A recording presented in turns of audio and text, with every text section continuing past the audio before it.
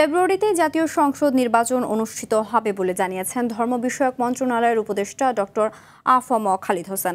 লালমনিরহাট শহরের জেলা পরিষদ মিলনায়তনে সাম্প্রদায়িক সম্প্রীতি ও সৌহার্দ্যপূর্ণ বাংলাদেশ শীর্ষক আলোচনা সভা শেষে তিনি কথা বলেন। ফেব্রুয়ারিতে দেশে একটি উৎসব মুখর, সুষ্ঠু ও নিরপেক্ষ নির্বাচন অনুষ্ঠিত হবে বলে জানান তিনি।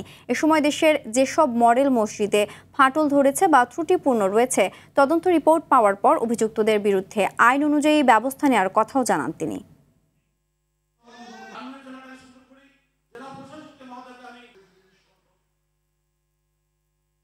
আগামী ফেব্রুয়ারিতে নির্বাচন অনুষ্ঠিত হবে, সুষ্ঠু, অবাধ, নিরপেক্ষ নির্বাচন হবে এবং যারাই নির্বাচিত হবেন আমাদের সরকার, আমরা তাদের হাতে ক্ষমতা হস্তান্তর করব।